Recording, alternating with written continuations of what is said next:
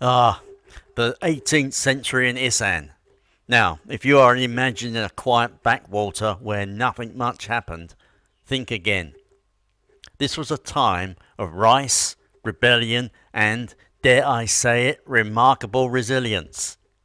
Picture this: endless fields of emerald green rice paddies, the hum of cicadas in the air, and the occasional water buffalo giving you the side eye as if to say, "What are you looking at?" However, beneath this seemingly tranquil surface, Isan was a region simmering with change, culture, and a fair bit of drama. So grab a cup of tea or perhaps something stronger like a shot of Lao Khmer, that is rice whiskey for the uninitiated, and let us dive in. Now, I know what you are thinking. Isan, isn't that just the bit of Thailand everyone forgets about? Well, my friends, let me stop you right there. Isan is the beating heart of Thailand's cultural identity, and the 18th century was when it truly came into its own. This was a time when the region was a melting pot of Lao, Khmer, and Thai influences, all stirred together in a big, bubbling pot of history. Besides, let me tell you, it was anything but boring. Let us start with the people, shall we? The 18th century saw the rise of local leaders who were as tough as the land they came from. Take, for example, Pariah Chakri. No, not the one you are thinking of, the other one.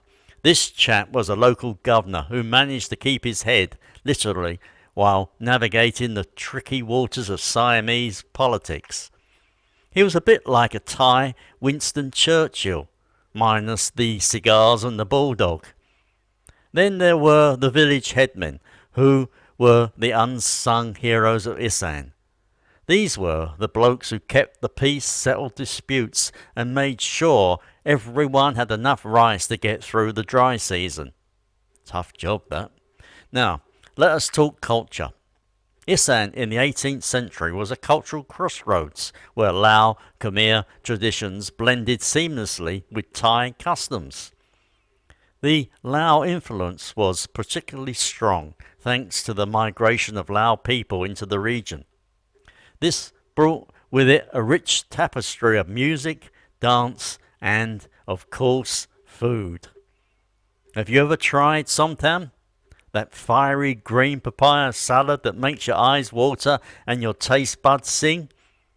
Thank the Lao for that little gem. Furthermore, let us not forget the Khmer, whose architectural prowess left its mark on the region's temples. If you have ever seen the ruins of Prasat Hin Pimai, you will know what I mean. It is like Angkor Wat's slightly smaller but equally impressive cousin. Ah, the monsoon season. If you have ever experienced it, you will know it is a bit like living in a giant, steaming bowl of soup. For the farmers of Isan, the monsoon was both a blessing and a curse.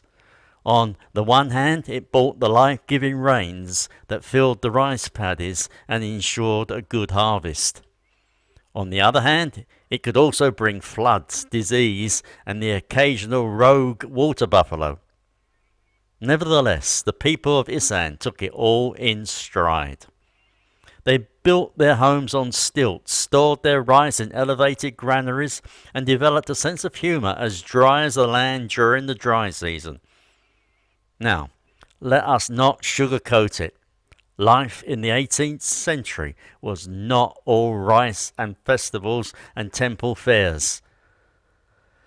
The region was often a hotbed of rebellion as local leaders chafed under the control of the Siamese kings. There were uprisings, skirmishes, and the occasional full-blown revolt. However, here is the thing. The people of Isan were not just rebelling for the sake of it. They were fighting for their land, their culture, and their way of life. On top of that, while they may not have always won, they never gave up. That, my friends, is the spirit of Isan. So there you have it, the 18th century in Isan, a time of rice, rebellion, and remarkable resilience. It was a period which shaped the region's identity and left a legacy which is still felt today. Besides, if you ever find yourself in Isan, do yourself a favour.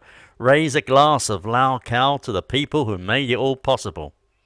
Just do not overdo it. Trust me, that stuff is stronger than it looks.